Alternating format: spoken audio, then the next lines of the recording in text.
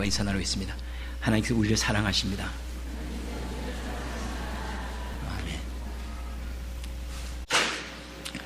오늘은 하나님의 나라와 복음이라는 제목으로 하나님의 말씀을 상고하려고 합니다.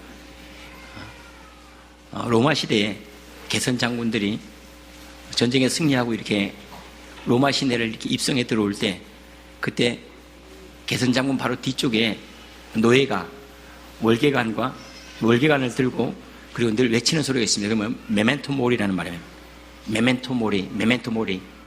크게 그 개선 장군이 들을 수 있도록 메멘토 모리라고 얘기를 합니다. 메멘토 모리라는 말은 죽음을 기억하라는 얘기입니다. 당신도 죽는다는 얘기예요. 당신이 지금 영화롭고 사람들이 환영을 받지만은 언젠가는 모든 사람이 슬퍼하는 죽음의 자리로 당신은 들어가는 사람입니다. 너무 교만하지 말라는 거죠. 당신이 이룬 것에 너무 자기 자신을 안착하지 말라는 겁니다. 그래서 메멘토 모리라는 것은 그 이후에 사람들에게 죽음에 대한 생각들, 죽음에 대한 그림자들, 또 죽음에 대한 공포들을 늘 상기시키는 언어가 되었습니다.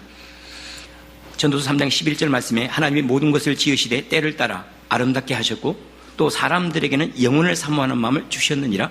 그러나 하나님이 하시는 일의 시종을 사람으로 측량할 수 없게 하셨다 그랬습니다.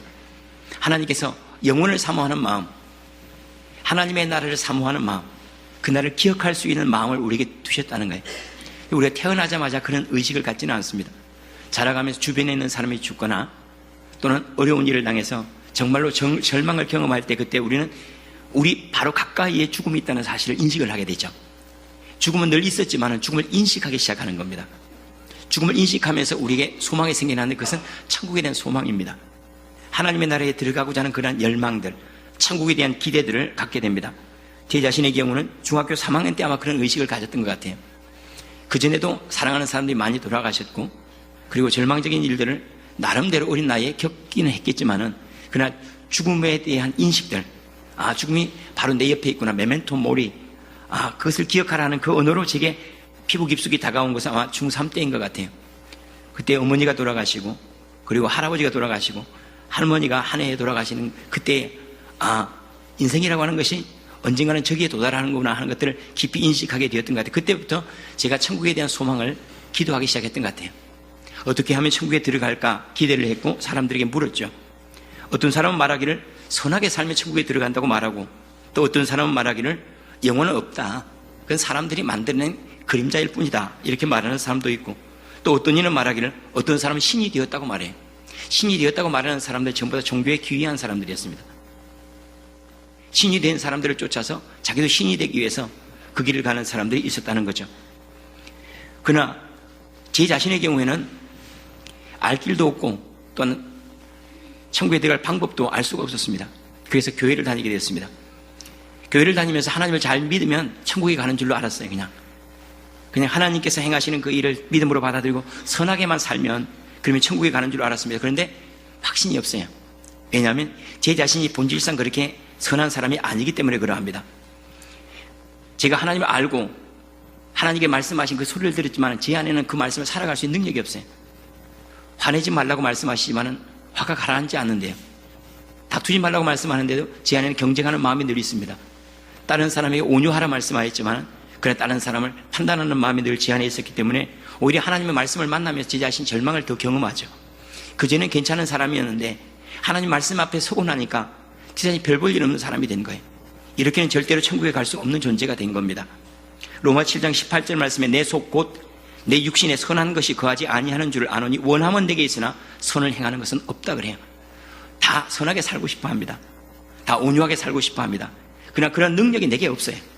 부르심은 있고 말씀은 있는데 살아낼 수 있는 능력이 없는 거예요. 이것이 우리의 처지고 이것이 우리의 현재 존재론적인 상황이라고 할 수가 있습니다.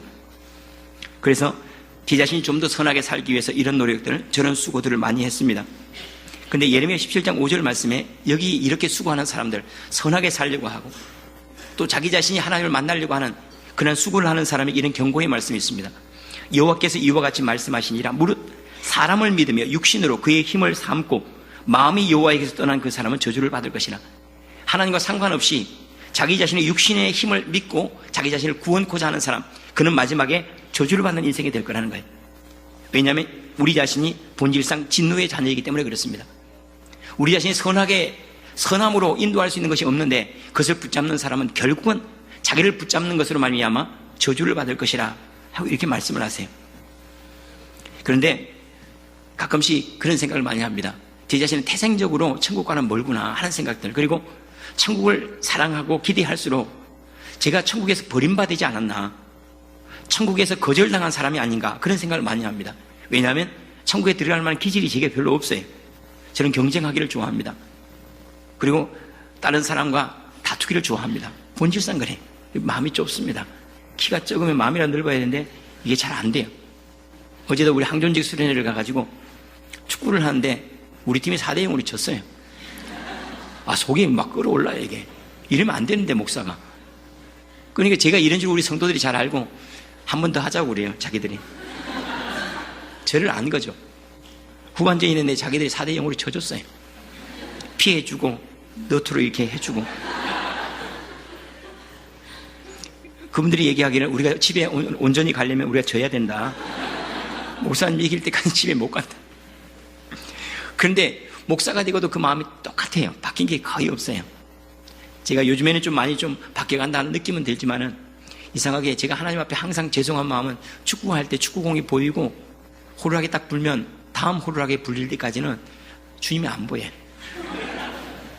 그러니까 제 본질 자체가, 어떤 분들은 태생적으로 온유한 사람이 있잖아요. 깊이 생각하는 사람이 있잖아요. 용서해주는 사람이 있잖아요. 다투지 않는 사람이 있잖아요. 근데 제 자신을 보면 이 기질 자체가, 제 안에 있는 것 자체가 그렇지를 못해요. 그러니까 늘 천국을 기대하고 소망할수록 더욱 좌절감을 느끼고 거절당한 느낌을 많이 받습니다. 에베소 2장 3절 말씀에 전에는 우리도 다 그 가운데서 우리 육체의 욕심을 따라 지내며 육체와 마음에 원하는 것을 하여 다른 이들과 같이 우리가 본질상 진노의 자녀였다 그래. 본질상 이것 자체가 선한 것을 드러내려고 해도 선한 것이 없고, 선한 것을 추구하려고 해도 선한 것을 행할 능력이 없다 하고 이렇게 아예 선언적으로 말씀을 하고 있습니다. 이 영혼에 대해서 또 천국에 대해서 제 자신이 너무 멀리 있다는 생각을 하면서, 그리고 구원에 확신이 없어요. 예배 생활을 해도 감격이 없어요. 교회를 다니지만 가끔씩은 은혜를 받아요. 가끔씩은 내가 구원받았구나, 주님이 나를 위해서 십자가에 돌아가셨구나 하는 것들이 인식이 되지만은 그게 정말로 제 존재를 바꿀 만큼, 제 인생을 흔들 만큼 그렇게 큰 소리가 되지 못했습니다. 그럼 이렇게 살아가다가 제가 할 수 있는 일은 딱 두 가지밖에 없습니다. 이렇게 사람들이 진리를 추구하거나 또 천국에 대한 소망을 가지고 하다가 절망이 맞닥뜨렸어요. 나는 할 수가 없구나 하는 것을 맞닥뜨렸으니 두 가지 방향입니다. 하나는 이제 관심을 끊고 좀 내 안에 영적인 감각을 무디게 해서, 그래서 하나님의 소리가 좀 안 들리게 하고, 좀 세상으로 가가지고 쾌락을 대신하고 가끔씩 행하는 선행으로 천국을 대신하려고 하는 그런 마음을 갖든지, 아니면 그래도 끊임없이 하나님을 추구하든지, 이 두 삶을 우리는 결정을 해야 되는데, 저 같은 경우는 손해보기에 너무 안타까운 거예요. 제가 지금 이해할 수 없고 받아들일 수 없지만 영혼을 포기한다는 것, 인생이 영혼에서 경점과 같은데, 영혼을 위해서 내 삶이 조금 희생하고 포기하는 이해가 되지만 거꾸로 영혼을 포기하고 지금 나의 잠깐의 쾌락을 내가 얻겠다, 또 하나님에 대해서 내가 감각을 무디게 하여서 만나지 않겠다 하는 것도 너무나 큰 손해였죠. 그래서 이해할 수는 없지만 성경을 읽었고, 알 수는 없지만 기도를 했고, 그리고 가끔씩은 인간적인 생각으로 은혜가 되었지만 설교를 계속 들었습니다. 그러다가 귀로 듣던 그 소리가 갑자기 마음으로 들리기 시작했습니다. 못 들었던 소리가 아니에요. 전도사님을 통해서, 목사님을 통해 그렇게 설교에 계속 들었는데 그것이 갑자기 들리기 시작하는 귀에, 저것이 뭔가 대답이 되겠구나, 내 고민에 대한 대답이었구나 하는 것들이 느껴지기 시작한 거예요. 귀로 듣던 말씀들이 마음으로 믿어지기 시작했습니다. 마음으로 믿어지기 시작했던 그것을 가리켜서 저는 복음이라고 말합니다. 기쁜 소식이었는데 제게는 기쁜 소식이 아니었어요. 예수님께서 십자가에 죽으셨다는 사실은 비참한 일이고, 그리고 예수님께서 부활하신 일은 너무나 먼 일이에요. 예수님께서 승천하시고 재림하시고 우리를 데려가신다고 한 일은, 그것은 제게 이루어지지 않을 것 같은 이야기였어요. 그런데 어느 날 그 이야기가 제 이야기로 다가오기 시작한 거예요. 저를 부르시는 하나님의 응답으로, 저를 부르시고 저에게 말씀하시는 이것이 내 문제에 대한 대답이야. 내가 그렇게 많이 들었던 것을 내가 흘려들었기 때문에, 내가 받아들이지 못했기 때문에 내 것이 아니었지, 내가 믿음으로 이것을 받아들이면 뭔가 될 것 같은 그런 마음이 생겨나기 시작한 거예요. 복음이 된 거죠. 오늘 주님께서 우리에게 복음에는 하나님의 능력, 또 하나님의 의가 나타났다, 이런 말씀을 하세요. 뿐만 아니라 우리가 지난 시간에도 보았지만은 때가 찼고 하나님의 나라가 가까웠으니 회개하고 복음을 믿으래. 하나님의 나라는 복음을 통해서 들어가는 거래. 그러니까 복음이 없으면 하나님의 나라에 들어갈 수가 없어요. 이 복음이라고 하는 것은 그냥 언어적으로 말하면 그냥 기쁜 소식이에요. 기쁜 소식. 그런데 주님께서 애야, 넌 천국에 들어가야 되니까 선하게 살아야 된다. 이건 기쁜 소식이 못 돼요. 왜냐하면 제 선함이 없기 때문에. 그러나 하나님께서 너는 이 일을 행할 수 없지만은 내가 이 일을 행할 수 있는 능력을 주겠다고 하면 이게 기쁜 소식이죠. 하나님이 하신 그 모든 말씀이 제게 기쁨이 되는 것은 제가 할 수 없다는 것을 알고 이 모든 일을 하나님이 하셨다는 사실을 받아들이면서부터 그때부터 복음이 된 거예요. 이 복음을 아는 것이 구원에 이르는 길이에요. 이 복음을 믿음으로 받아들이면서부터 인생은 하나님을 경험하기 시작하는 겁니다. 들렸던 말씀들이 갑자기 믿어지기 시작하는 거예요. 우리는 어렸을 때부터 신앙생활한 분들은 복음을 엄청나게 많이 들었습니다. 흘려들었습니다. 진리라고 하는 것은 멀리 있는 것이 아니라 보편적으로 있는 게 진리입니다. 진리라고 하는 것은 너무나 커서 안 보이는 거예요. 너무나 잘 들려서 우리가 못 듣는 거예요. 너무나 세밀해서 못 듣는 게 아니라 너무나 크고 너무나 분명하기 때문에 우리가 못 듣는 거예요. 너무나 자주 들리기 때문에 우리가 등한시하는 거예요. 그런데 그렇게 많이 들었던 말씀들이 믿어지기 시작한 건데, 제가 왜 과거에는 들리지 않았던 그 말씀이 지금은 들리는 말씀이 되고, 과거에는 나와 상관없는 말씀이 저와 상관이 있는 말씀이 되었던가 하고 살펴보았더니, 제가 과거에 세 가지 무지한 면이 있었어요. 세 가지에 대한 오해가 있어요. 첫 번째는 제가 제 자신을 몰랐어요. 제 자신이 어떤 존재인지를 몰랐고, 두 번째는 하나님을 몰랐어요. 하나님이 어떠한 분인지를 몰랐어요. 세 번째로는 제가 살아가고 있는 세상이 어떤 세상인지를 몰랐어요. 제가 살아가는 세상은 천국에 들어가기 위해서 뭔가 해야 되는 세상인 줄로 생각했지, 제가 살아가는 세상이 하나님의 나라라고는 전혀 생각지를 못했습니다. 그런데 이러한 오해들이 풀리고 하나님 말씀 그대로 한번 받아들여 봤어요. 그 말씀이 옳다고 받아들이는 순간부터 그 말씀이 제게 능력이 되고 힘이 되기 시작한 거죠. 오늘 말씀을 간단하게 정리해서 네 가지로 얘기를 하고 싶습니다. 제가 하늘에서 일어난 일을 몰랐습니다. 제게 일어나는 일이 아니라 하나님께서 이루신 일을 알았더라면, 그러면 제가 믿음의 확신과 제 삶이 놀라운 변화를 경험했을 건데, 하늘에서 이루어진 일을 몰랐어요. 하늘에서 이루어 놓은 일, 하나님께 나를 위해서 완성해 놓으신 하나님의 일을 몰랐던 거예요. 그리고 그 안에 하나님께서 나를 어떻게 바라보고 계시는지 나를 모르는 거죠. 첫 번째로는 제가 천국 안에 있다는 것을 몰랐습니다. 천국 안에 있다는 것을 몰랐어요. 우리는 천국 가면 이 세상에 살다가 공간적으로 뭔가 크게 변화되어서 뭔가 큰 이격을 지나서 먼 곳에 있는 공간으로 옮겨지는 것, 늘 그렇게 생각했죠. 그러니까 천국이라고 하는 제 안에 없어요. 늘 언젠가는 들어가야 될 곳인 거예요. 근데 주님께서 말씀하시기를 천국은 여기 있다 저기 있다는 것이 아니라 너희 안에 이미 이루어졌다 그래요. 이 말씀을 가만히 보니까 제가 살아가고 있는 이 세상은 하나님의 세상 안에 포함되어 있는 거였어요. 우리가 지금 살아가고 있는 이 세상은 하나님의 세상에 포함되어 있습니다. 예컨대 이 대한민국이라고 하는 이 나라는 지구촌이라고 하는 나라의 이 공간에 포함이 되어 있잖아요. 마찬가지로 지금 우리가 살아가고 있는 이 공간은, 살아가고 이 시간도 마찬가지지만 하나님 속에 포함이 되어 있는 거였어요. 그러니까 제가 움직이는데 이 땅을 움직이면서 동시에 하나님 나라를 밟고 있는 거예요. 제가 사람들에게 말하면서 그 사람들에게 말하는 그 언어 중에 일부분은 하나님을 향하고 있는 거고 믿음의 고백인 거예요. 그러니까 우리는 하나님의 나라와 이 세상을 동시에 같이 살아가고 있다는 것을 몰랐던 거예요.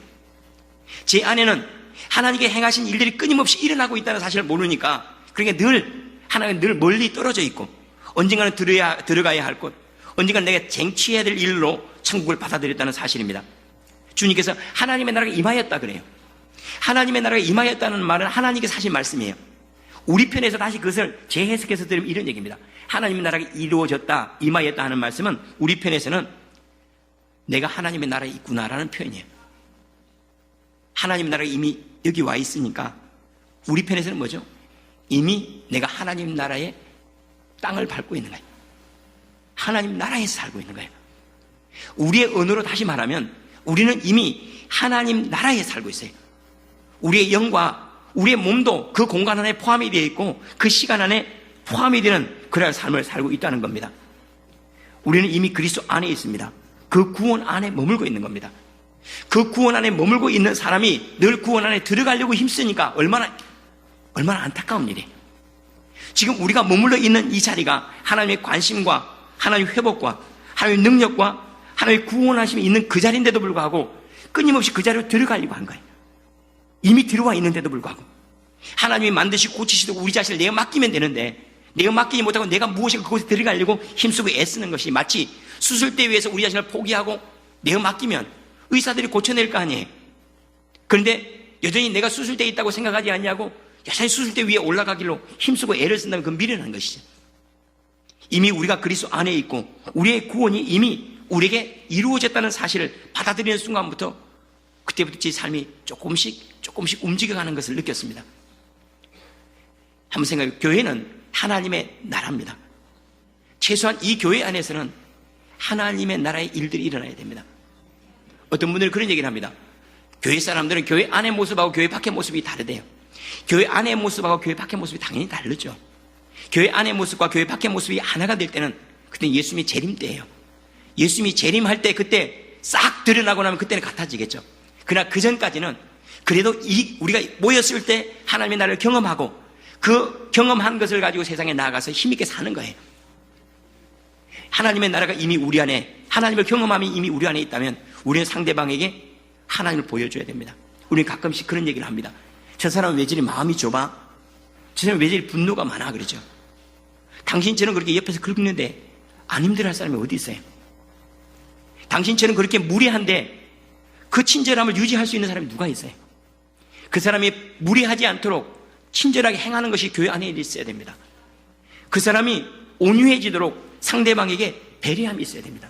하나님의 나라의 경험이 최소한 이 교회 안에서는, 밖에서는 찌푸리고 싸울지 모르지만 최소한 이곳에서는 그래도 서로를 배려함과 서로를 돌아봄과 서로에게 친절함이 있어야 됩니다.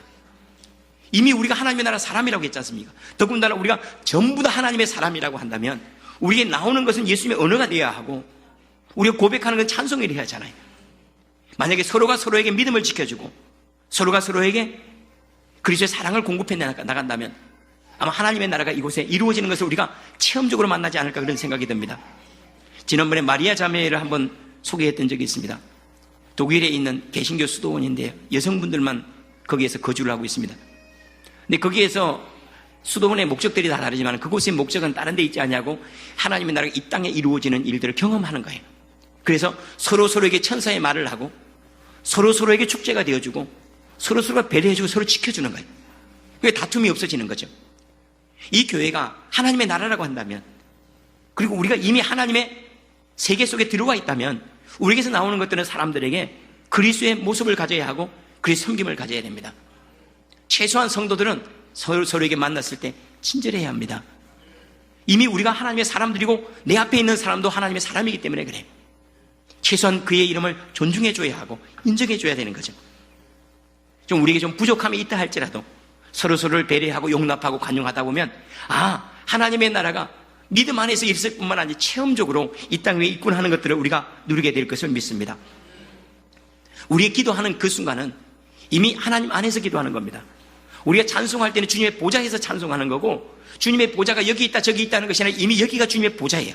주님이 이곳에서 듣기를 원하고 이곳에서 고치기를 원하고 이곳에서 바꾸기를 원하세요. 이미 우리가 그리스도 안에 있다는 사실, 저는 그리스도 안에 들어가려고 힘썼어요. 천국에 들어가려고 애썼어요. 그리하다 보니까 늘 좌절을 경험했습니다. 그런데 주님께서 내가 나를 받아들이고 내가 나를 영접하고 내가 네 안에 들어가는 순간 너는 이미 하나님의 나라로 옮겨졌다는 이 말씀 안에 저는 하나님의 나라에서 만들어져 가고 있네요. 만들어서 하나님의 나라에 들이는 것이 아니라 하나님 나라에 받아주셔서 하나님 저를 만들어가고 계시네요.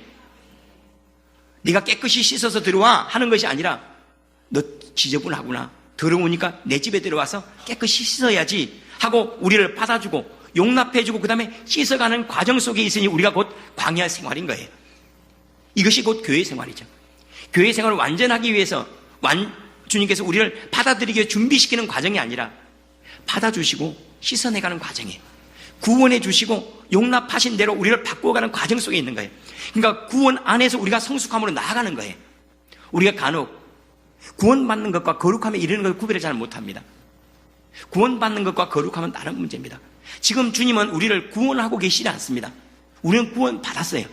주님은 우리를 거룩하게 만들어 가세요. 끝까지 제 자신은 이 구원과 거룩함에 대한 문제가 해결이 되지 않았던 거예요. 그러니까 끝까지 주님은 저를 거룩하게 빚어가려고 하는 저는 주님 저를 좀 구원해 주세요, 구원해 주세요, 구원해 주세요라고 기도했던 거죠. 그러나 주님은 우리를 구원하시고 그 다음에 거룩하게 만들어가고 계심을 믿으시기를 원합니다. 두 번째로 제가 그냥 흘러들었던 말이 제게 믿음이 되었고 그것이 제 구원과 복음이 되었던 것, 그것이 뭐냐면 구원을 위해서 제가 할 수 있는 일이 없다는 거였어요. 구원을 위해서는 하나님께 제게 어떤 일도 맡기지 않았다는 사실. 오늘도 우리가 읽었던 로마서 1장 16절 말씀은 이것은 실제로 종교개혁을 시작하는 루터가 깊이 만났던 하나님의 말씀이에요. 내가 복음을 부끄러워하지 아니하노니 이 복음은 모든 믿는 자에게 구원을 주시는 뭐라고 그러죠? 하나님의 능력이 됩니다. 복음이라고 하는 것은 내 능력이 아니고 하나님의 능력에 대한 얘기래요. 복음은 나를 위해 너는 죄인이다, 너는 죄인이다가 아니고 복음은 하나님이 하실 수 있고 하나님이 하신다는 얘기였어요. 끊임없이 제가 고민을 했던 문제가 뭐냐면 저를 가지고 씨름했던 거예요. 내가 어떻게 하면 하나님께 합당할까? 어떻게 하면 구원을 받을까? 전부 다 출발이 전부 다 저였어요. 근데 주님은 말씀하세요. 복음이라고 하는 출발이 너에게서 비롯되는 것이 아니라 아버지께로부터 비롯된다는 거예요. 하나님이 우리를 구원하시고 하나님이 지키시고 하나님이 인도하심으로 우리가 구원을 얻는 것이지 우리의 어떠한 것이 하나님께서 구원하시는 일에 공헌하거나 기여하지 않는다는 거예요. 그것은 우리가 쉽게 자식을 낳을 때를 보면 압니다.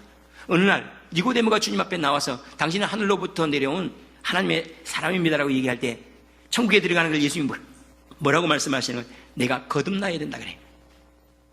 내가 천국에 들어가려면 다시 태어나야 된다 그래. 맞죠? 우리가 한 번 태어나면 한 부모를 갖고 다시 태어나면 다른 부모를 갖죠. 우리가 이 세상에 부모가 있어서 태어난 거 아닙니까? 부모 없이 태어난 사람이 있습니까? 우리가 태어날 때 부모가 어떠한데 우리 공헌한 적 있습니까? 태중에 있는 아이가 부모에게 공헌한 거 없어요. 태중에 있는 아이는 부모가 낳은 거예요. 마찬가지로 우리가 그리스도 안에서 태어날 때 하나님이 우리에게 거듭나게 하실 때 이것은 하나님의 수고로 이루어지는 거예요. 우리가 이 세상의 첫 번째 하늘을 봤잖아요. 태어나면서 첫 번째 하늘을 봤어요. 참 아름다웠죠. 우리 부모님의 덕분이에요. 근데 그분들은 저와 상관없이 저를 만들어냈어요. 저는 코가 이렇게 좀 높아야 됩니다. 좀 날카로워야 됩니다. 쌍꺼풀을 찝어주세요. 이런 얘기를 하지 않아도 그분이 알아서 부모님의 공로로 말미암아 제가 나온 거예요. 마찬가지예요. 거듭나는 것도 이와 같으니 비유죠. 거듭나는 것도 우리의 힘으로가 아니라 우리를 낳는 부모이신 그리스도요, 하나님이신 그 태 안에서, 하나님의 태 안에서 우리가 만들어지고 빚어짐으로 말미암아 우리가 구원함에 이르는 거예요. 구원이라고 하는 것은 나의 마음대로 되는 것이 아니라 하나님의 은혜와 하나님의 헌신과 하나님의 열심과 하나님의 사랑하심에서 나오는 존재가 거듭난 존재. 그때 우리가 두 번째 태어나면 두 번째 하늘을 보겠죠. 믿음의 세상에서 우리가 두 번째 하늘을 보지 않습니까? 태어난다는 것은 새로운 하늘을 만나는 거죠. 그리스도 안에서 태어나서 새로운 하늘을 우리가 만나지 않습니까? 다음에 세 번째 태어날 때가 있겠죠. 그때는 예수님의 재림 때 우리가 세 번째 태어나서 여기가 진실한 실상으로서의 하늘이 내려라고 우리가 고백할 그때까지는 믿음 안에서 우리가 하늘을 바라보고 하늘을 느끼게 될 것입니다. 이러한 일들을 구약에서도 보여주셨어요. 이스라엘 백성이 애굽에서 나와서 광야로 들어가서 그들이 이런 생활 저런 생활을 하면서 그렇게 불평이 많아요. 원망이 많아요. 그때 하나님 그들을 죽이신다고 불뱀을 풀어놓았어요. 이 얘기가 무슨 얘기인가 하면 우리의 죄로 말미암아 우리 죽는다는 얘기예요. 사람들의 불평과 원망은 죄악이에요. 그 죄로 말미암아 죽어갈 때 그때 모세가 하나님께 기도하죠. 저를 살려달라고 기도하지 않습니까? 그때 하나님께서 하신 말씀이 노뱀을 장대 위에 매달아 높이 들라 그래요. 노뱀을 만들어서 뱀하고 똑같은 노뱀을 만들어서 높이 들라. 그것을 보는 자들마다 살아나리라 하고 말씀을 하세요. 근데 이 이야기를 예수님 그대로 말씀을 하세요. 요한복음 3장 13절에 15절 말씀에 똑같은 이 이야기를 다시 말씀을 하시는데 하늘에서 내려온 자 곧 인자 외에는 하늘에 올라간 자가 없느니라. 모세가 광야에서 뱀을 든 것 같이 인자도 들려야 하리니 이는 그를 믿는 자마다 영생을 얻게 하려 하심이라. 이 노뱀이 들려야 하리니 이 노뱀을 바라보는 자는 살리라 말씀하신 것은 이것은 내가 뭐 할 일 없다는 거예요. 그분이 올라가실 거고 그분을 바라보라는 얘기는 그분이 행하신 것을 인정하라는 거예요. 받아들이라는 얘기예요. 우리가 믿음으로 말미암아 산다, 믿음으로 구원을 얻는다 하는 것은 우리의 어떤 것이 구원에 공헌한다는 얘기가 아닙니다. 우리의 믿음이 우리를 구원해 줄 수 있습니까? 그 얘기일까요? 내가 믿음이 크면 너를 많이 구원하고 네가 믿음이 적으면 적게 구원해, 그 얘기일까요? 믿음이라고 하는 그런 얘기가 아니에요. 믿음이라고 하는 건 하나님께서 다 하시고 난 아무것도 할 수 없습니다라고 인정하는 걸 믿음이라고 해요. 하나님께 다 하셨으니까 내가 할 일이 없습니다. 하나님께 하신 그대로 저는 받기를 원합니다. 내 어떤 것도 거기에 섞지 않습니다. 누룩 없는 떡으로 누룩 없이 그리스도를 내가 받아들이려고 하는, 이게 믿음이라고 하는 거예요. 믿음이라고 하는 신념과 달라요. 신념은 우리가 뭔가 해내야 되겠다는 거잖아요. 그런데 믿음이라고 내가 안 하겠다는 거예요. 신념은 하겠다는 거고 믿음은 안 하겠다는 거예요. 하나님께서 나를 구원하셔서 내가 거기에 내 수고를 섞지 않겠다는 거예요. 하나님이 나를 사랑하시니 그게 온전하니까 나는 나의 것을 섞지 않겠다는 거예요. 믿음이라고 하는 것은 안 하는 거고 신념이라고 자기가 하겠다는 거예요. 그런데 주님께서 장대의 노뱀을 달라 보는 이들마다, 보는 자들마다 살아날 거라고 그랬어요. 우리의 구원이 우리의 수고와는 상관이 없습니다. 우리가 구원받는데 아무것도 섞으면 안 됩니다. 나의 어떤 것도 우리가 천국에 가는데 섞이면 그 자체가 누룩 있는 떡에 대해서 우리를 구원하지 못해요. 내 것을 섞으면 안 됩니다.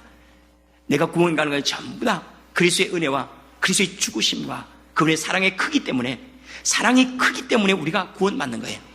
그럼 우리 아무것도 안 해도 됩니까? 맞습니다. 구원을 위한 것과 거룩함을 위한 것이 여기에 구별이 되는 거예요. 구원을 위해서는 아무것도 할 필요가 없어요. 그러나 거룩함을 위해서는 해야 됩니다. 우리가 지금 주님 앞에 뭔가 경건 생활을 하고 하는 것들 구원받기 위한 경건이 아니에요. 거룩함에 이르기 위한, 그리스도의 장성한 분량에 이르기 위한 수고와 헌신이지, 우리가 그것 잘하면 구원받겠지, 구원은 이미 받았어요. 우리가 그리스도를 믿고 그리스도의 은혜를 입는 순간부터 이미 우리는 구원 안에 들어왔어요. 그럼에도 불구하고 우리가 지금 믿음의 경주를 하는 것은 주님이 기대하는 수준이 있어요, 우리에게. 그래서 그 거룩함에 이르기 위해서 우리가 믿음의 경주를 하는 겁니다. 이 두 가지를 제가 구별을 못하는 거예요. 구원을 받는 것과 거룩해지는 것. 구원은 완전한 은혜인데 이것을 제 수고를 섞으려고 하는 거예요. 근데 주님께서 우리에게 아무것도 할 일이 없다는 것을 로마서 5장 8절로, 저에게는 이 말씀이 너무나 큰 사건이었습니다. 로마서 5장 8절에서 제가 복음을 다시 만났습니다. 우리가 아직 죄인 되었을 때 그리스도께서 우리를 위하여 죽으심으로 하나님께서 우리에게 대한 자기의 사랑을 확증하셨다 그래요. 우리가 아직 죄인 되었을 때라는 말은 내가 아무것도 안 할 때, 아무것도 할 수 없을 때, 너에게 선함도 없고 선하려고 하는 의지도 없을 때, 그때 이미 그리스도께서 우리를 죽으셨다는 거예요. 그때 이미 하나님께 우리를 다 용서하시고 다 사랑했다는 거예요. 아들이 돌아올 수 있도록 아버지는 다 준비해놓고 계셨던 거예요. 탕자가 다 탕진하고 돌아올 때 그냥 돌아오기만 하면 다 누릴 수 있도록 다 준비해놓고 계셨다는 거예요. 이것이 구원의 능력입니다. 하나님의 능력이죠. 우리 능력이 아니라 전적으로 하나님의 능력으로 구원하신다 그래요. 그래서 세 번째로는 제가 복음을 만났던 것이 다 이루었다는 거였어요. 주님이 다 하셨다는 것. 예수님께서 마지막 죽으실 때 다 이루었다. 제가 목회를 하고 말씀을 전하면서 이거 잊어버리지 않기 위해 여기다가 써놓은 겁니다. 한글로 쓰면 무뎌질까봐 한글이 아니라 좀 있어 보이게 헬라어로 써놨습니다. 테텔레스타이. 다 끝났대요. 뭐가 끝나는 거예요? 구원을 위한 모든 것들은 끝났다는 거예요. 우리가 구원받을 모든 일은 하늘에서 다 끝냈어요. 다 이루어놨어요. 아버지가 다 준비해 놓은 거예요. 구원을 얻기 위해서는 주님께 다 준비해 놨는데 우리는 그것에 무엇인가 우리의 수고를 얹으려고 했던 것이 오히려 그것이 우리에게 화가 된 거죠. 로마서 1장 16절 말씀에 내가 복음을 부끄러워하지 않냐는 이 복음은 모든 믿는 자에게 구원을 주신 하나님의 능력이 됩니다. 하나님의 능력. 복음은 하나님의 능력에 대해 얘기하는 거예요. 우리가 성경을 만날 때마다 무겁고 힘들고 버거운 것은 그것은 복음으로 성경을 보지 못하기 때문이에요. 우리 오른눈이 우리를 범죄하면 뽑아버리라고 그러잖아요. 오른손이 우리를 범죄하면 찍어버리라고 그러잖아요. 누가 천국에 들어갑니까? 그런데 이 모든 일을 그리스도께 행하셨다라고 받아들이는 순간부터 자유로워져요. 아, 주님이 죽으셨고 주님이 뽑히셨고 주님이 잘리셨구나. 그리스도 안에서 하나님이 모든 일을 다 행하셨다는 이 사실, 우리가 할 수 없으니까, 우리가 감당하지 못하는 것을 예수님께서 감당하실 수 있도록 하나님 자신이 죽어버린 거예요. 하나님 자신이 포기해버린 거죠. 그러니까 하나님의 나라가 이루어진 거예요. 우리는 이런 것들을 삶에서 많이 경험하죠. 우리가 태어나면 어린 자식들을 잘 키우려고 하면 이 학원 저 학원 막 이게 보내고 수고해도 열매가 안 되죠. 마지막에는 손을 들어버리잖아요. 그때부터 평화가 시작이 되지 않습니까? 손을 딱 내려놓는 순간부터 나는 네가 행복하기를 원해. 그런 순간부터 애는 고마운 거예요. 이건 내려놓지 못하면 끝까지 갈등하잖아요. 내가 무엇인가를 할 수 있다고 생각하니까 그러는 거예요. 우리가 어떤 것을 포기해버리고 하나님께 이루시는 대로 우리 자신을 내어 맡길 때 그때 우리가 빚어지고 만들어진다는 사실입니다. 근데 이러한 일들을 주님께서 이미 출애굽께서 우리에게 보여주신 출애굽기는 로마서의 그림을 잘 보여주고 있는데 이스라엘 백성이 광야로 들어가기 전에 홍해를 건너잖아요. 홍해를 건너는데 바로 앞에서 뒤쪽으로부터는 로마 군대가 공격에 들어오고 앞쪽은 홍해에 맞닥뜨려 진퇴양난이에요. 어떻게 할 수 없을 때 그들 하나님께 불평을 합니다. 원망을 합니다. 그때 모세가 하나님의 마음으로 선포한 이야기가 출애굽기 14장 13절에 있습니다. 너희는 두려워하지 말고 가만히 있어서 여호와께서 오늘 너희를 위하여 행하시는 구원을 보라. 여호와께서 행하시는 구원을 보라는 거예요. 홍해 건너는 너희 못 건넌다는 거예요. 여호와께서 행하시는 구원, 이게 복음인 거예요. 여호와께서 너를 지키실 것이라, 여호와께서 구원하실 거라는 거예요. 여호와께서 인도하시고 하나님께서 보호하실, 이게 복음인 거예요. 복음은 하늘로부터 내려온 거예요. 하나님이 하신다는 거예요. 하나님이 하나님의 의로, 하나님의 공로로, 하나님의 능력으로 행하시겠다는 거예요. 그래서 나를 말하면 좌절합니다.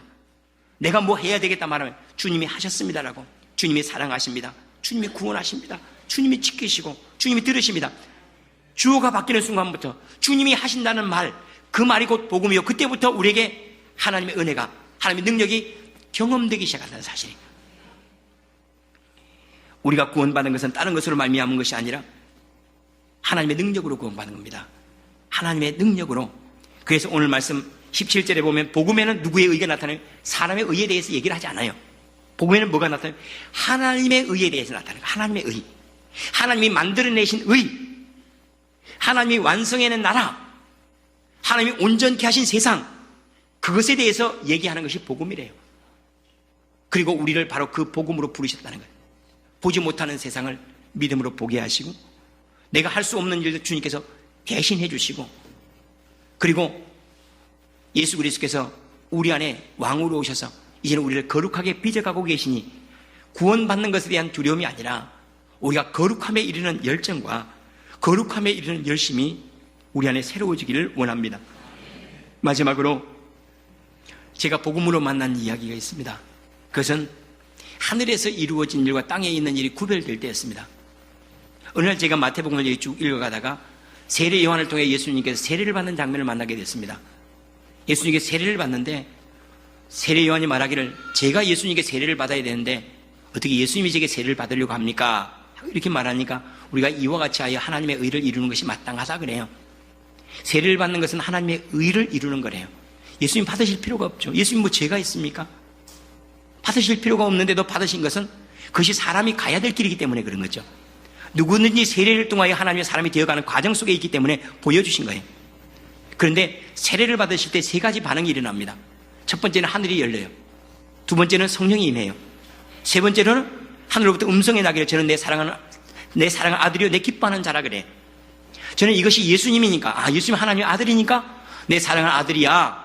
너희들은 종이지만 저는 아들이야. 존귀히 여겨. 이 얘기인 줄 알았어요. 제게 아무런 감동이 없어요. 예수님이 그냥 존귀하시고 크시면 알겠지만 저와는 그냥 별세계 이야기예요. 별로 감동이 없었어요. 그런데 이와 같이 하여 우리가 하나님의 의를 이루는 것이 마땅하다, 그 말씀은 내가 이와 같이 하는 것은 나를 위한 것이 아니라 너희를 위한 거라는 거예요. 사람을 위한 거였어요. 앞으로 수많은 사람들의 세례를 받을 때 너희들은 눈이 밝아서 보지 못할 거야. 너희는 눈이 어둡기 때문에 하늘에서 어떤 일들이 일어나고 있는지도 모를 거고, 성령이 임하여도 너희는 보지 못해. 하늘에서 하나님의 음성이 들려도 너희의 귀는 눈에 듣지 못해. 그러나 너희가 그리스도를 믿고 세례를 받을 그때에 하늘에서는 이러한 일들이 일어나는데 이것은 너의 존재의 문제요, 신분의 문제로 이 일은 너희가 보지 못해도 듣지 못해도 하나님께서 행하실 일이야라고 보여주신 거였어요. 이 말씀을 깨닫고 난 다음에는 세례가 너무 소중한 거가 됐어요. 저는 제가 세례를 받을 때 하늘이 열린 걸 못 봤어요. 당연하죠. 이 눈이 둔하여서 못 보죠. 성령이 임하는 것도 못 봤어요. 이 몸에 있는 눈으로는 하나님을 담아낼 수가 없어서 못 봤어요. 하늘로부터 너는 내 사랑하는 아들이요 내 기뻐하는 자라, 이 소리를 못 들었어요. 그런데 이 말씀을 만나고 난 다음에 구별이 된 거예요. 성경에는 두 가지 일이 있습니다. 사람이 어떠함을 보여주는 말씀, 땅의 일들이 보여지고, 하나는 사람들이 이 일을 행할 때 하늘에서 어떤 일들이 보여지는가, 어떤 일들이 이루어지는가를 하나님께서 말씀으로 보여주세요. 예를 들어서 우리가 믿음 안에 있을 때 그 주변의 도단성에 엘리사를 둘러싸고 있는 불병과 불말이 있었던 것은 이건 하늘의 일들이에요. 땅의 일들이 아니라 하늘의 일들이, 너희가 염려하지 않고 머물면 내가 지키신다는 하늘의 일을 보여주는 거예요. 뿐만 아니라 엘리야 선지자는 밑에서 기도를 하고 있을 때 하늘에서 불이 떨어졌어요. 이거는 위에서부터 이루어지는 일을 얘기하는 거예요. 땅의 일들은 엘리사의 일이요, 하늘의 일들은 하나님께 행하신 일이요. 이것이 구별되기 시작했어요. 하나님의 말씀이 어느 날 이 세례, 요한을 통해 세례받는데 이것이 제에게로 들린 거예요. 내가 나를 받아들이고 세례를 받을 때 나는 너와 하늘의 문을 열었다 그래. 하늘의 문을 열었다는 말씀은 하늘이 없다고 생각해 보세요. 하나님 없는 사람은 하늘이 없죠. 그들의 기도는 하늘과 단절되어 있는 거죠. 하늘이 없는 사람이 기도를 한다는 건 그건 어불성설이에요. 그런데 주님께서 하늘을 여셨대요. 제 자신을 받아주겠다는 거 아닙니까? 이제 내 기도가 다시 응답되겠고 하나님과 단절된 관계가 다시 회복되리라는 거 아닙니까? 야곱이 그런 것을 경험하잖아요. 하나님이 아브라함과 만났던 그 하나님이 야곱과 다시 나는 너와 만나겠다고 보여주신 그것이 꿈을 꾼 사건이었어요. 하늘로부터 사다리가 내려와서 천사가 오르락내리락 하는 거예요. 그때 나는 내 일로 끝나는 것이 아니라 내 일이 아버지께로 돌아가는 것이고 아버지께서 이루신 일들이 내게 복으로 임하는 거구나 하는 것을 알고 볼 수 있도록 하신 것이 꿈이었어요. 그런데 지금 세례를 받을 주님께서 행하신 일이 하늘을 열었대요. 하늘을 열었다는 말은 너는 지금 움직이는 것이 세상에서 움직이는 것 같으나 그는 하늘에서 움직이는 거라는 거죠. 내 기도는 하늘과 연결되어 있고 내 봉사는 하늘과 연결되어 있고 내가 사람을 사랑하는 것이 아니라 그리스도를 사랑하며 내 고백은 하늘 보좌 앞에서 하는 것이고 내 찬송은 내 보좌 앞에 하는 것이라는 약속 아닙니까? 이런 약속을 만나는 순간부터 이것이 구원이 이루었다 하는 거구나. 이것이 복음이라고 하는 거구나. 하늘에서 이미 이루어진 일, 이 일이 복음 아닙니까? 이 복음이 제게 진짜 복음이 된 거예요. 제 복음이 된 거예요. 마태의 복음이 아니라 제 복음이 된 거예요. 제게 기쁜 소식이 된 거예요. 제가 할 수 있는 일이 아니라 하나님께 행하셨다는 일이기 때문에 제게 기쁜 일이 된 거죠. 뿐만 아니라 하늘로부터 성령이 임하신대요. 세례받을 때 이것을 경험한 사람도 있을지도 모르겠습니다. 그러나 우리가 경험하지 못했던 하늘의 일이기 때문에 우리가 그리스도를 영접하고 세례를 받을 때 그때 우리 가운데 하나님의 생명을 부어주신 바 되었다는 거예요. 이것이 하나님께서 행하신 일이에요. 우리가 행한 일에 대한 이야기가 아니라 하나님이 행하신 일로 받아들여지는 순간부터, 복음으로 받아들이는 순간부터 제 안에 이미 구원이 이루어진 거예요. 이미 구원이 제 안에 역사하고 있는 거예요.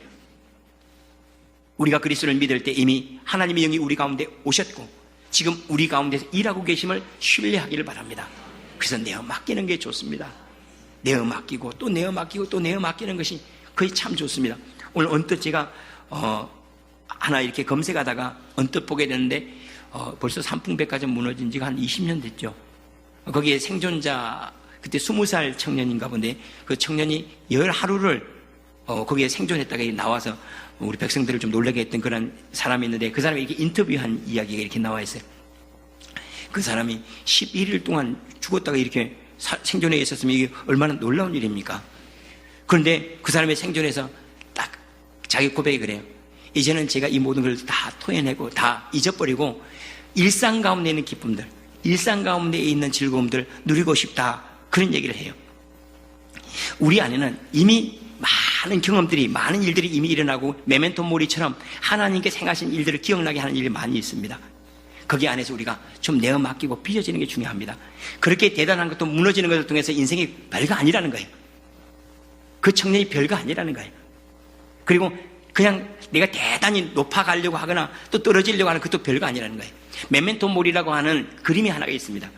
폼페이에서 이렇게 화산재로 이렇게 유적으로 남겨있는 게 뭐냐면 여기 위에는 이쪽에 왕관이 이렇게 트라이앵글로 이렇게 되어 있어요. 이쪽에 왕관이 있고 이쪽에는 누더기 옷과 지팡이가 있습니다. 거지죠, 거지. 이쪽은 왕의 지위가 있어요. 이거 두 개 달아보니까 똑같더라는 거예요. 죽음 앞에서는 정디하게 살았건 거지처럼 살았건 아무것도 아니라는 거예요. 그러므로 메멘토 모리, 죽음을 기억하라 그래요. 우리가 뭔가 행하겠다 하는 것, 이건 남는 거 아니라 그 사람은 후패해지는 거예요. 그런데 감사하게 주님께서 새 생명으로 그리스도의 은혜로 우리에게 담으셨으니 곧 성령이세요. 그리스도 안에 우리가 이미 하나님의 사람으로 빚어져 가고 있음을 믿으시기를 원합니다. 뿐만 아니라 하늘로부터 뭐라고 얘기를 하는 건 저는 내 사랑하는 아들이요 내 기뻐하는 자래요. 우리는 하나님 생각하면 늘 어떻게 생각해요? 죄를 지으면 회초리를 때리고 잘못되면 심판을 하고 소돔성을 멸하는 것처럼 막 멸하실 것 같은 그런 엄한 하나님을 보지 않습니까? 우리가 자식을 그렇게 키웁니까? 부모가 자식을 그렇게 바라보는 부모가 어디 있습니까? 근데 우리는 하나님을 늘 그렇게 생각해요. 왜요? 복음 없이 하나님을 만나니까. 근데 우리는 자식이 모자라면 부모 탓이라고 그래요. 그러니까 자식들이 버리장머리 없이 사는 거 아닙니까? 그렇죠? 부모는 자식이 잘못되면 내 탓이라고 그래요. 나중에 이제 부모가 되어야지 부모 마음 알겠죠. 근데 주님께서 하시는 말씀이 그 말씀이에요. 너는 네가 어떻게 살았든 내 사랑하는 자야. 난 너를 사랑해. 죄인이기 때문에 버려버린 것이 아니라 나는 여전히 너를 사랑하고 있다는 거예요. 이것이 주님께서 우리에게 하신 말씀이에요. 너는 내 사랑하는 자요, 내 사랑하는 아들이요, 내 기뻐하는 자라. 이것이 하늘에서 이루어진 일이에요. 우리가 그리스도를 만나고 그리스도를 경험하고 세례를 통하여 우리가 거듭남을 경험했던 경험하지 않았던 하늘에서 이루어진 일들은 우리를 사랑하는 자로 받고 우리를 기뻐하는 자로 받았다는 거예요. 그때부터는 제가 담대해졌죠. 그전까지는 교회를 다녀도 정말로 신실한 사람이 많아요. 벌써 인격적으로 된 사람이 참 많아요. 좌절했는데 너는 내가 사랑하는 자야, 너는 내가 기뻐하는, 예수님 얘기 아니었어요. 그 얘기가 아니라 예수님께서 너에게 일어날 일들을 미리 보여주신 거야 라는 이 복음이 제게 다가오는 순간부터 저는 기도가 소중해졌고 하나님 예배하는 게 소중해졌습니다. 하나님 저를 사랑한대요. 제 허물도 용서해 주신다는 거예요. 내가 너를 기뻐한대요. 우리 행하는 것을 기뻐한대요. 마치 아이들이 때때로 실수하고 그러면 부모는 기뻐하지 않습니까? 우리가 하나님을 아버지라고 부른다면 아버지는 그 마음으로 우리를 보고 계신 거 아니겠습니까? 이게 복음인 거예요. 하나님이 우리를 사랑하고 계신다는 게 복음인 거예요. 하나님이 우리 안에 행하시는 모든 일, 우리를 내쳐버리고 우리를 심판하는 것이 아니라 여전히 구원의 일들을 행하고 계신다는 이것이 곧 복음이요, 이것이 지금 현실적으로 우리 가운데 이루어진 일임을 믿으시기를 원합니다. 우리가 믿음으로 말하면 의롭게 된다 그래 칭의라는 말 하지 않습니까? 의롭게 된다. 이것은 언제 쓰는 말이냐 하면 재판정에서 쓰는 말이에요. 무죄라는 말이에요. 무죄. 무죄라는 말은 그냥 그 사람이 죄를 지었고 좀 해도 정상 참작이 되면 그러면 땅 칩니다. 무죄. 요 얘기예요. 하나님 나라의 법정에서 하늘에서 이루어진 일이에요. 하늘에서 이루어진 일로 너희는 죄가 없어 하고 받아들여지는 것을 칭의라고 해요. 주님의 의로 말미암아 오늘 그리스도의 의가 나타나서 그랬죠. 하나님의 의가 나타난 거예요. 하나님의 의로 우리를 받아주셨어요. 주님께서 우리를 받으시고 나서 거룩하게 빚어가심을 믿으시기를 원합니다. 이 말씀을 가만히 상고하다가 제가 만난 성경이 요한복음 8장 11절 말씀입니다. 가늠한 여인 주님께 붙잡혀 왔어요. 들키지만 않았으면 좋은데 가늠하다가 현장에서 붙잡혀 왔어요. 사람들 돌멩이를 하나씩 들고 왔습니다. 왜냐하면 현장범으로 가늠하다가 붙잡힌 여인은 율법으로 죽이게 되어 있거든요. 율법을 따라 죽이려고 하는 사람이 예수님이 어떻게 반응하나 보자 하고 예수님 앞으로 그 여인을 데리고 와서 예수님께 묻습니다. 율법에는 저 죽이라고 했는데 예수님의 생각은 어떻습니까? 그때 예수님께서 죄 없는 자가 먼저 돌로 치라 그래요. 그런데 사람들이 그 마음이 상처가 되었든지 걸림이 되었든지 사람들이 다 돌아갑니다. 그때 예수님께서 다시 그 여인을 향하여서 너를 정죄하는 자가 있느냐, 다시 말하면 돌팔매질로 너를 다시 때리겠다고 한 사람이 있느냐 그래요. 없나이다. 그때 예수님께서 하신 말씀, 나도 너를 정죄하지 아니하노니 다시는 죄를 범치 말라 그래. 나 너를 정죄하지 아니하노니 다시는 죄를 범치 말라. 이제 내가 너를 용서하니까 용서받은 자처럼 살면 되는 거야, 그 얘기죠. 구원을 받기 위해서 뭐 하지 말고 내가 가늠한 여인이었다고 뭔가 해결하려고 내가 해결할 게 뭐가 있냐, 없다는 거예요. 대신 내가 너를 용서하니까 용서받은 자처럼 살아가면 되는 거야. 하나님의 아들로 받아줬으니까 하나님의 아들로 살아가면 되는 거고, 내 기도가 내게 기쁨이 될 거라고 말했으니까 너는 내 기쁨이 될 만한 기도를 하면 되는 거야. 이것이 믿음으로 받아들이는 세상이, 이것이 복음인 거예요. 주님께서 하셨으니까 받아들이라는 거예요. 주님께서 당신을 받아들였으니까 그 삶대로 회복되어 살라는 거예요. 말씀을 마무리하겠습니다. 우리는 구원에 무능합니다. 나의 어떤 것 때문에 주님은 우리를 구원하시지 않습니다. 그러나 우리는 거룩함에 있어서는 열심을 내야 합니다. 그러나 구원의 문제는 이미 그리스도의 구원이 우리에게 이르렀다는 사실, 그리고 주님께서 우리를 고쳐가고 있다는 사실을 믿음으로 받아들이기를 바랍니다. 우리는 지금 하나님의 나라 안에 있습니다. 하나님의 나라가 포함하고 있는 세상 안에 있어요. 지금 이 건물을 덮고 있는 것은 우주도 될 수 있고 대기권도 될 수 있지만, 그러나 꽉 차게 밀도에 있어서 하나도 차이가 없이 꽉 차게 이루어진 하나님의 나라가 동시에 우리의 삶 가운데 있다는 사실을 믿으시기를 원합니다. 지금 우리가 하나님의 나라에 살고 있다는 것은 우리의 기도는 하나님께 바로 응답되는 거고, 우리의 살아감은 주님께 바로 내어드리는 제물이 되는 거고, 우리의 고백들과 찬송들은 하나님의 보좌 앞에서 24장 놀이하는 고백과 동일한 고백이라는 사실을 믿으시기를 원합니다. 그리고 복음은 내 능력이 아닙니다. 내 의도 아닙니다. 하나님의 능력이요 하나님의 의입니다. 자식이 여전히 그 가정에 용납되고 있는 것은 자기가 잘나고 자기가 부모에게 효도해서 아니죠. 부모가 이쁘게 봐주고 용납해줘서 있는 겁니다. 우리가 그리스도 안에 있는 것은 그리스도의 사랑과 그리스도의 구원 속에 있는 것이 우리의 어떠함 속에 있지 않다는 사실을 기억하시고 그리스도를 누르고 없는 떡으로 취하기를 원합니다. 주님이 완전하세요. 주님의 사랑이 완전하시고 주님의 구원이 완전하시고 주님의 나라가 지금 완전함으로 제 안에 이루어졌음을 믿나이다.